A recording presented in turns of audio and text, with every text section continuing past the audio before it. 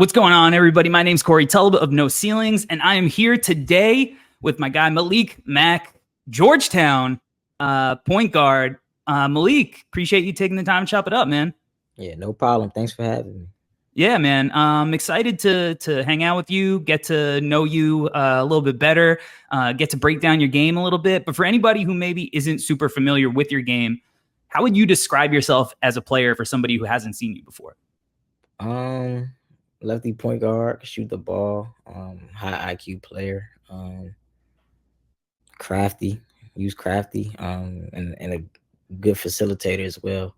As much as I can score the ball, I feel like I can facilitate just as well. Yeah, for sure. And we're going to see that, in the clips that we break down today. And you talk about your high IQ. I think, that's apparent not only, from watching you play on the court, but obviously, you got it in the classroom too. You started your career at Harvard, and now, this year you're going to be playing at Georgetown. So when you were making the decision to kind of move into the next phase of your basketball career, how much did education kind of weigh into that decision? It played a huge part. Entering the portal from Harvard, knowing that you had the best school in the world, you always got to keep that in mind. Learning the things that I learned up there, and knowing what comes after basketball. I had to keep that I had to keep that in mind for my decision. So it definitely was a part of my decision for sure. So outside of basketball, like if, basketball went away tomorrow, what kind of things are you interested in outside of the game? I'm not sure what kind of job I would want, but I mean, I'm into a lot of different things. I like looking at art. So I like art. I like to look at homes and stuff like that. But I don't have anything that's like a job that I don't have any dream job or anything like that. But that's just like a couple of my interests. I look at those two things often. I look at a lot of clothes. So those three things is kind of the things that interest me, but I'm not sure like what kind of job I would go after now. Yeah, well, that's pretty normal. I mean, most kids your age, I think it's a tough ask to be like, what do you want to do for the rest of your life? Unless, it is something like basketball, right? Yeah. And that's what we're here for today. We're here to break down your game a little bit. So let's kind of get into it, man. We're going to, look at clips from your season at Harvard, and you can tell me kind of what you're seeing on the floor, and we'll break it down. In this first clip here, I think this was a big game for you against Indiana because, you had started off pretty hot, and then this was a real test, I think, for people looking and breaking down your game. So in this clip here, what are you trying to do? What do you see on the floor? And, talk to me kind of about your shot creation, because you mentioned it earlier, but, that's a big part of your appeal. Yeah. At the beginning of the clip, you see I'm just trying to race the ball up the floor. Chandler does a good job filling to the other side, get us in our transition offense. I kind of got into it late. I ain't gonna say too much about the offense, but I kind of get into the drag action late. I got a switch, and I feel like he just gave me enough space to get my shot off, so I let it go. Yeah. Now, is playing with pace, is that something that, as a lead guard, you kind of try to do for your team? Yeah, definitely as a smaller guard, not the most physical kind of guard. Definitely want to play with pace, make people have to catch up to me. That's something Coach Amaker told me a lot. Even though I'm not the biggest guard, I can use my quickness to my advantage. So I'm playing with pace and getting to my spots as fast as I can. That's definitely something I look to do on the court. Now, when you get, a switch here, like, you get Malik Renew on you, and you get a bigger guy, what kind of goes into like your decision between maybe pulling a shot up and, knocking that down in his eye, or maybe taking him off the bounce? For me, I got a lot of confidence in my jump shot. I feel like if I could see the rim, like Malik kind of has his hands down. So if I can see the rim, I feel like I can get it off and make that shot. But if he has his hands up or he's a little bit closer, maybe I'll try to drive it. Got Justice in the post. I probably should have looked there earlier and got a small on him. But just seeing where the defense is at, seeing that his hands are down, he was playing me for the drive, so I let it go. Yeah, you had a big game in this one too. So I don't know if you were feeling it at this point too, right? Like sometimes just playing with that kind of feel for the moment and the flow of the game goes into it as well. But I think that kind of shot creation is always going to be valuable at any level. And we kind of see that again here. How much goes into kind of like these little setups when you're squaring somebody up? I kind of try to see how they're guarding me. A lot of people guard me for my first step, and so I know if I can get into a move and have their hands down, then I could just raise quickly into a jump shot. And then, so right here, you see he had his hand up for a quick second, and then I gave him in and out. He backed up, and I feel like I had enough space. I was close to the 3-point line. I feel like that was a good shot for me. Yeah, for sure. I mean, like dead on. You know, it's almost a layup. You see his feet kind of shuffle once you hit him with that in and out, Yeah, and you know you get him leaning. yeah, That's easy money. Now, you know, when we look at not even just at the next level, this level too, especially, you know, when you're playing off of other high level guys, I think, you know, in the modern NBA now, I think whether you're the lead guard or not, you got to be able to play off the ball a little bit too, right?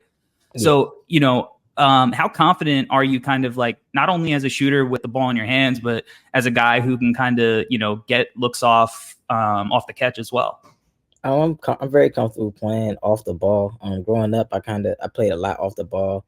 Going into high school is kind of when I transitioned into being a point guard. So when I first started playing basketball, I was more so of a scorer. So being off the ball, I'm very comfortable. But um, with my size I feel like I have to be a point guard, and so I learned how to do that throughout high school, and I just got better at doing that. But in terms of playing off the ball, I'm extremely comfortable doing that because that's what I grew up doing.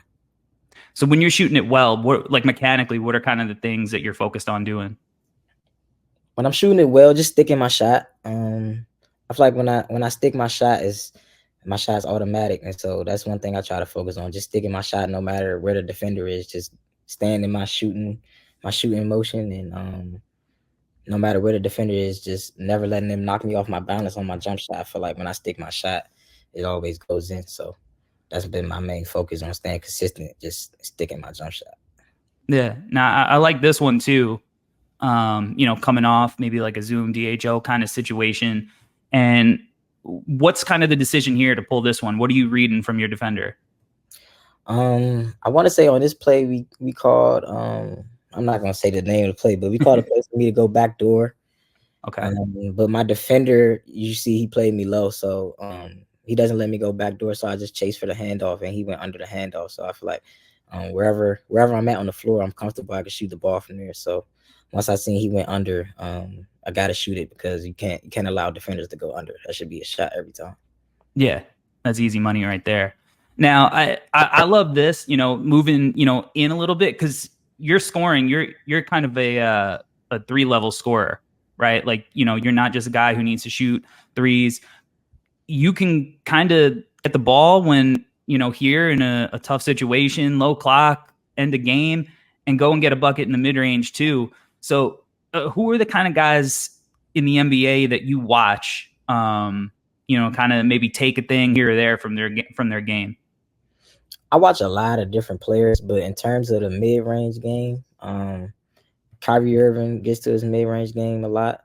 So I watch a lot of him. Chris Paul is very good in the mid range, more so off the pick and roll with the big and the drop. And then Allen Iverson too. He was great in the mid range. That's where he did the bulk of his scoring. So those are probably like the 3 guys I watch in terms of mid range scoring from a guard. So yeah. Yeah, and that footwork too. Do you always have that footwork? That's something I had a good amount of footwork going into college. Me and Coach Fresh, we watched a lot of Brunson film, and so Yeah. I kind of worked more on my footwork with Coach Fresh up at Harvard. So but yeah, I always had good footwork, but I feel like me and Coach Fresh getting in that gym working on certain moves and certain movement patterns with the footwork kind of helped me out throughout the season. It's funny you mentioned Jalen Brunson here because that's what I labeled the clip. I labeled it Brunson Midi because that's what it reminds me of. And I think it's an easy parallel to make, right? Like both lefty guards, right? You got that craft, you play with pace. So I think that's, you know, somebody that when you're looking at your game and you look at how maybe couldn't translate in a lot of ways, like that's somebody in the modern game that I think, you know, teams can kind of sell themselves on because a lot of that same stuff is there with the setups, you know, getting into it, get guys rocking off balance, for sure. Now, when you are operating in the mid range, right? Like, and it's different when you are kind of like the lead creator. Take me through this one. How do you kind of toe the line between like, getting my own shot and like maybe I should have, made a different decision there. Toe on the line, step back. So take me through this one. It's crazy you showed me this clip because after this game, me and Sot watched this film and kind of talked about the shots I was taking. And this right here is definitely a forced shot. We down 16 points. I probably kind of felt like I had to get going to get my team rolling. But right here definitely wasn't a great shot. Probably more so me in my mind telling myself I got to score for my team. But definitely had PJ on the lift. Chandler was open on the lift. And probably should have put my defender in jail, ran him off the screen a little bit better, and hit Chandler on the lift, trusting him to make that shot. Yeah. Because, I mean, look, this is a makeable shot for you, right? And, like, that's part of the, kind of the decision-making process. Like, when you can make tough shots like that, you feel confident. And I think that's important, especially when you are kind of the number one option. We see here, like, you have that step back, hand in your face, right? Like, you got that. Another big game against Boston College. Was that Quentin Post there, right? Like, guy who was just drafted. So like you have this stuff in your bag, but yeah, I think it's, it's good that you're kind of cognizant and understanding good shot, maybe bad shot. When do I got to get a shot? So that's definitely good stuff there. But I think the mid-range game and having this in between game is really important for smaller guards, right? Like you need to kind of be able to be unpredictable in a lot of ways. And you don't just have that mid-range game, right? Like you also have the little floater. So you remember this one? Yeah. I like this one. Smooth floater in transition over Kalel. What was it like, having him kind of man in the paint there? He made it tough to score, I would say. Having to use floaters or runners or hit try to hit your big man on the lob. He definitely made it tough to score in the paint. Right here though, I'm just trying to get the ball as fast as I can, knowing the time to score. Under 3 minutes, under 4 minutes. We under the 4-minute timeout, and knowing that we got to get quick buckets, good shots though. But we still in the game at down 13 points. So just raising the floor, see what I got. I feel like Kalel was a little bit too far, so I let the floater go. Yeah, that's a tough floater too. Like, because you're playing, with pace, your momentum to have kind of the touch, with your forward momentum like that. That one's tough. And I like the how often you can execute the float game this time over Danny Wolf. And what was it like playing in the Ivy League? Because I think, for people who maybe aren't super familiar with Ivy League hoops, that was a competitive conference this year. Like Danny Wolf's high major player now, right? Transfer. Paul Keatis, these guys had a deep tournament run. You got Xavion Lee, like Chris Mann. Like there's a lot of dudes who could hoop there. What was that like? It was more competitive than I thought it would be coming to it as a freshman. I knew Princeton had a good team that just made the Sweet 16, but Xavier kind of came from nowhere. He didn't play that much the year before. Mm-hmm. And I knew Yale was good, but top to bottom, I didn't know how good the conference was. But every night, it's any given night in the Ivy League. It was definitely tough competition, and I feel like they could have almost had 2 teams in the tournament this year. Yale was a good team, and Princeton, if they beat St. Joe's and run the table, then that's almost 2 teams in the tournament. So the Ivy League is definitely great competition, playing against guys like Biz, who's a physical guard, then playing against guys like Xavier, who's more skilled, or Keno Lilly, who's on the smaller side but can really shoot the ball. It's just it had a lot of different styles of play, which kind of surprised me for sure. But it was definitely competitive, more competitive than the common fan would think. Yeah, no doubt. Penn, they got some guys. So the competitive conference for sure. What was it like kind of being the focus every night, in that kind of competitive situation? At first, it was kind of like all right, I mean, it was cool. It was fun overall. But then, like, as you kind of go out through the season and you see that certain teams are just giving you the same look every time, and you getting different, different types of guys guarding you, and teams putting out everything to stop you from making plays, it kind of get in your mind, and you start going back to the drawing board, trying to find different ways to make yourself more effective, whether that's being more aggressive off the, because I've seen a lot of double teams off the ball screen. So Mm-hmm. figuring out, should I be more aggressive off the double team, or should I hit it off the short roll, or should I throw it out to my teammate on the weak side, and let them play 4-on-3. So just trying to find different ways to be more effective, and what would fit my team best.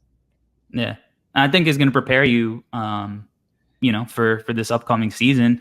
Move to the Big East, which I'm a Big East guy, so I'm looking forward to seeing you in that environment. Now, I think if there was one kind of critique or improvement area with your scoring, I think it would be maybe like your finishing effectiveness at the rim. So take me through this one here, and what would you do differently if you can get this one back? Kind of the same trap I fell into against Yale. Feeling like I had to make a play with my team down. Definitely a rush decision. I have a shooter wide open in the corner. Louis wide open. So just take my time. Maybe once I drive that gap left, just hitting Louis. But I definitely tried to do a little too much with the finish. But Louis wide open in the corner. Great shooter. I probably should have hit Louis right away. He's wide open.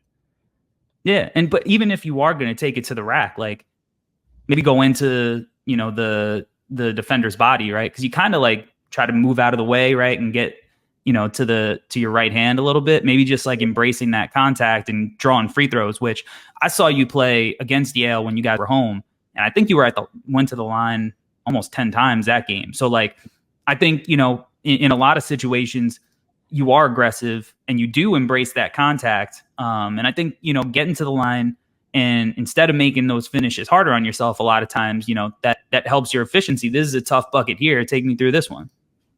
Yeah. We just in our four, actually.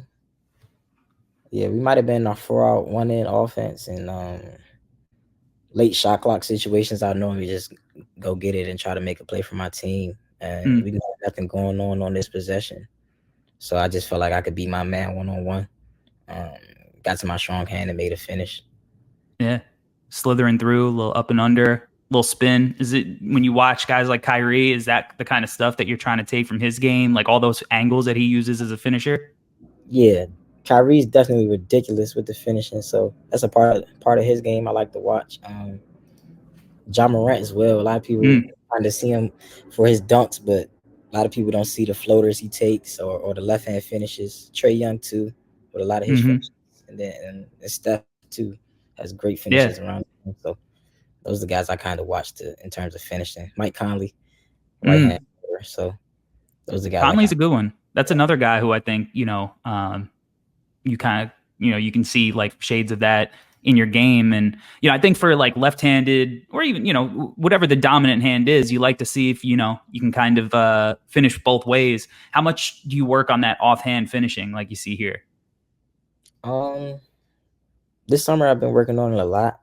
Just knowing that a lot of teams will probably try to weak me, send me to my weak hand. So just being able to finish with my right hand, trusting it in the games, trusting it in situations where they push me to my right. So I've definitely been working on that for sure. Yeah, that's tough. Yeah. Great environment in this game too, especially, being there in person. This is a good game here. Now, the one thing that like I noticed the first time that I watched you that stood out, and like obviously the shot making and the playmaking all goes into it, but like for a young player, to me, like your pace is crazy. Like very mature, like you never really seem sped up, you go high to low. Is that like natural, or is that something that you developed over like the course of your development? It's something I kind of work on. Just being able to change speeds and go full speed, being able to stop. That's something I kind of work on, I would say. being from the DMV area, there's a lot of different guards, a lot of quick guards, and I probably wasn't on the top end of the quickest, so I kind of had to use a lot of deception to get to the rim. So right here, just doing the same thing, looking in the post, giving my big guy a look, then showing them hands up on the jump shot, making it a threat to shoot. He jumped. Once he jumped, I kind of just went middle and went to go finish. Yeah, froze him there. That high to low, underrated. Playing at the not only different speeds, but that high to low really gets him. So that was a tough bucket. Like watching that was crazy. Now I want to transition into your playmaking because, like you mentioned, that's something that you really have in your game too. And do you remember this one? Yeah, for sure. We was coming out of I don't think we was coming out of timeout, but it's just something that one of our options on the sideline out of bounds. I could have threw it out of you here to Justice, but I kind of seen that was low and he wasn't really looking. So if I throw it up, maybe he got time to get up there and deflect it. So I just threw him a straight line pass, and I knew they was going to trap me on the ball screen because late in the season, that's what I was getting a lot. So yeah, I kind of knew going into that play that Justice would be open. But once I seen that, I knew it couldn't have been an alley-oop because we have Louis setting the back screen. They're gonna stay home with the shooter. So yeah, that placement has to be on point there. Like this is a tough pass, and like you had mentioned earlier, like all these teams started like hard hedging you to try to get you off the ball. And like again, like the patience, kind of like you do really well with like retreat dribbles to kind of escape it. But this is a very, very high level read. Especially, when you see short guards, it's hard to kind of see over the top of multiple defenders. And we'll see again here. Like at the next level, that's probably a shot, but you guys still get a bucket out of that. Like even the bounce pass, like the perfect spot on the bounce to get it right into, your shooter's pocket. And if we freeze it here, like that's 3 dudes draped all over you. So where does like your court vision come from? Because like, that's kind of, you got to have trust in your teammates. You got to know where they are on the floor. You got to be able to see them beforehand. Like, where does this come from? Yeah, a lot of it is just knowing the offense, and knowing where everyone's supposed to be at. So right here, we just go roll replace, and Chisholm lifts up, but and a lot of our offense at Harvard, we were in a lot of 4-out 1-in situations. So I know on the backside, if they tag in too heavy on Justice and they take the roll replace, then I should have Tyler open on the weak side. So coming off the ball screen and just surveying what's going on, knowing where my teammate's supposed to be at, that's kind of helps me with my decision making. Yeah. And you talk about like knowing the offense, and how much does like watching film kind of play into being able to understand these kind of situations? Yeah, watching film, I feel like that plays a huge role in it. Last year I watched a lot of film with Coach Sott, Coach Fresh, and I watched even a little bit with TA, kind of just picking different parts of my game where I can improve at. And so watching film definitely helps me with my decision making. Helps me know where to score, when to pick my spots, or when to facilitate. So I feel like watching film is a major key to being successful in the game. Yeah, absolutely. And you see it, man. Like a lot of guards panic in that situation, and that's a great look, especially that unlocking that weak side of the court, right? Like when you have that gravity where you're gonna bring so many defenders, that's big time stuff. Now, here against Princeton, what would you do if you can get this one back?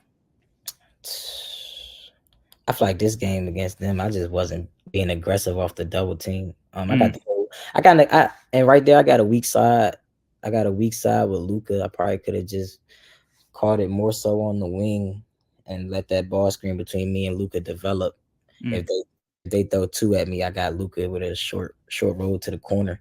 Yeah, he could hit that short jump shot. So right there, I probably just stretch out the defense a little bit more, and then make my read off the weak side ball screen, whether that's driving it baseline or hitting Luka off the short roll, knowing that they're going to double team.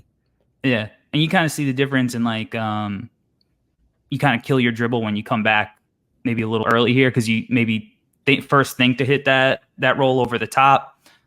Maybe just making like the pass to the wing, right, instead of trying to skip it. But obviously, like these are passes you're capable of making. We've seen like those hard ones there. But then outside of maybe hitting the weak side corner or hitting the hard roll over the top, you're able to make like the pocket passes, get downhill. I like this one. Take me through this one. Yeah, this is a clip from a little bit later in the season. As you see, learning from my previous games, I knew Spinosos was going hard hedge or maybe double team me, and I just wanted to turn that corner. No, he couldn't keep up with me in terms of speed. And once I got past Spinoso, out the corner of my eye, I kind of seen Chisholm rolling hard, and I just threw the pocket pass for sure. He had a layup. He kind of seals Clark too, so that's a great screen by Chisholm right there. And if you screen, you're gonna be open, and you got to add one out of it. Now, there's like an art to like using ball screens, and you're really good at it, whether you are scoring or you are making a play. What are the things you're trying to do when you're coming off a good ball screen? The first thing I want to do, I'm not sure how other people was taught, but the first thing you want to do is you're looking to score. If he's in the drop, you should have a jump shot. If he goes under, you should have a jump shot. If you could beat him off the hard hedge. So that's the first thing I'm doing. I'm being aggressive.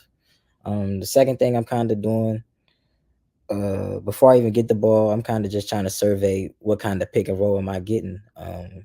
This one, it was open side. We could have had Chisholm slip to the corner if he wanted to, but that's probably the next thing I'm kind of doing, just reading what kind of ball screen am I getting. If there's someone in that corner, I know Chisholm's rolling.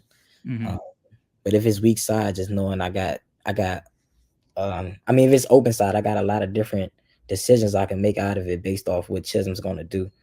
And then probably the last thing I'm doing, once I kind of come off the ball screen, you still want to read the help that's coming from wherever you're pushing the ball to. So if Tyler's man is at the nail on this, or he's too hugged up on the elbow, I don't even have to take that many dribbles. I probably could take just one dribble off the ball screen, fire it to Tyler for a shot. So those kind of things I'm looking at. Sometimes you got to look at the low man as well. Like if Justice is stretching the corner and the low man's all the way right there, then maybe I could just skip it to Justice for a corner three. So there's a lot of different things I'm looking at, but a lot of it comes down to knowing your personnel and knowing what kind of ball screen I'm in.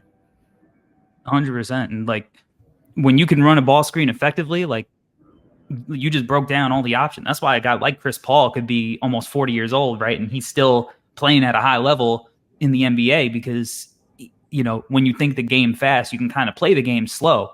And being able to process all those options, it opens up so much, not only for yourself, but for your team. In a lot of ways, it becomes almost a cheat code.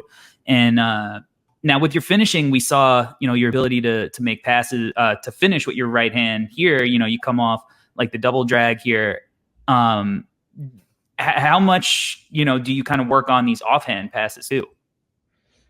I'm gonna give that credit to Ibn, one of my guys I train with. We do a lot of stuff, ball handling, passing, being effective with both hands. And so right here, I probably should have threw the alley-oop to Justice because he's way more athletic than the rest of the bigs in the Ivy. But I seen I had the angle with my right hand, so I trust myself to make that pass because that's something that I work on. Yeah, I mean that's still a great read, and you had time, right? There's nobody under the hoop, and the live dribble I think is huge too. Just any time, every level you go up, that you can do something while right off another move. That split second, that all matters. Whether it's an open shot or a rotation. So I love that play. And then here, this one, I don't know if you remember this play. Seems basic enough, but kick out, right, to a shooter, doesn't knock it down, but you take that every time. But let's pause this as you get into the paint here. I mean, you get in. I mean, look at that. That's 5 white shirts almost. So, how do you think like having all that attention on you every night is going to help you as you kind of, move up in, I guess competition level next season?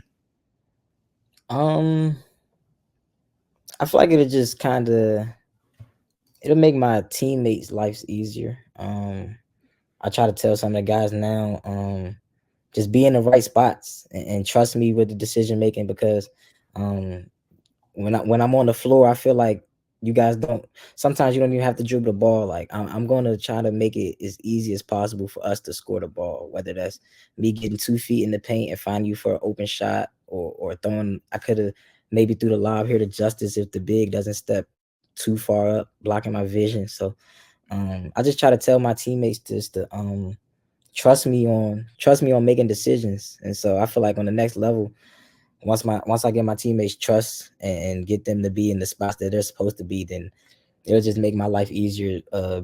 Make my life easier being the facilitator and scorer, and then make their lives easier for the things that they are trying to accomplish on the court. And then as a team, that should give us some victories, because everybody's eating, everybody's satisfied, everybody's happy, and we're doing what we're supposed to be doing. Everyone's playing their role, and so that should turn into victories. Yeah, 100%. And I like this too. You do that little jump stop playing off too. That's another thing. Jalen Brunson, a lot of those Villanova guys are taught to play off too. So is that something that you kind of do? We saw it in your float game. Do you work on that as well in this area? Yeah, that was a big emphasis with my AAU team takeover.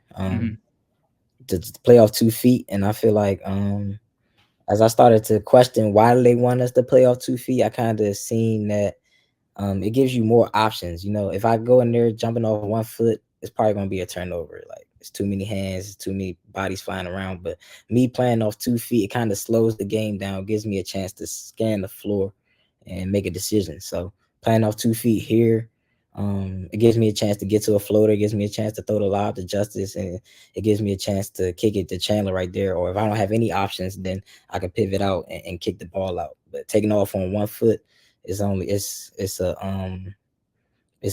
play that's going to lead to a disaster. Jumping off 1 foot, you don't have that many options, or you shoot it or you can pass it.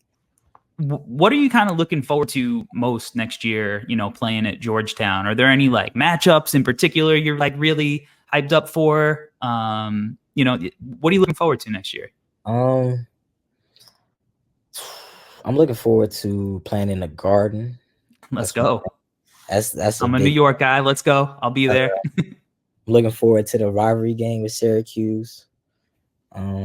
I feel like that's one of the best rivalries in college basketball, historically speaking. So playing in that rivalry. And then another thing I look forward to is just bringing back Georgetown culture. This is a winning program. So being able to rack some wins up and bring the city back out to the games, I feel like that's another thing I'm looking forward to as well. Are there any like Georgetown alumni that you've gotten a chance to kind of talk to and pick their brains and kind of prepare mentally for what that experience could be based on their experiences? Yeah. My boy Terrell Allen went here for a year. I talked to him a lot.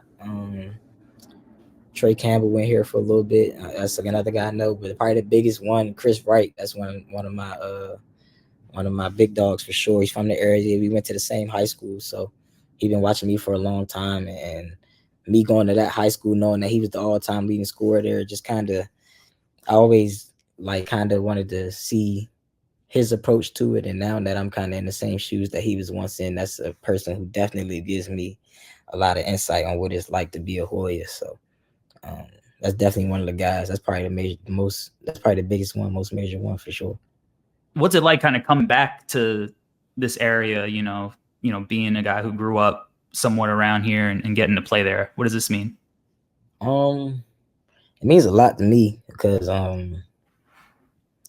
my family and friends, they was always at most of my games, especially my family. They was at every game. So last year kind of being a tough time for me, being away from home and dealing with personal issues.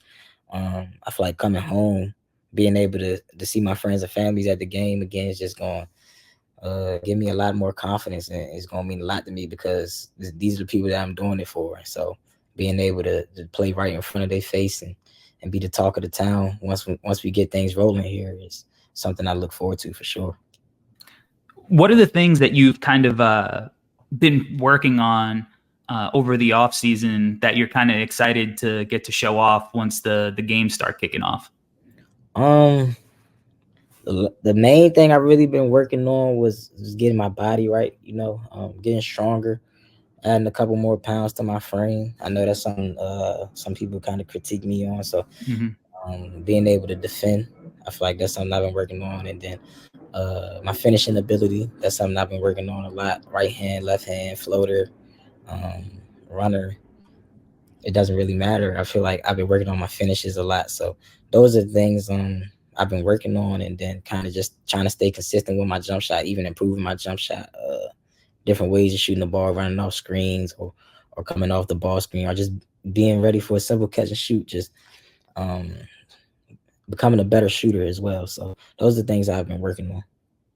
Yeah, well, I'm excited to watch it. Like I said, I'll definitely be at a bunch of these games. Watching in person. I'm excited to see this new iteration of Georgetown and having this.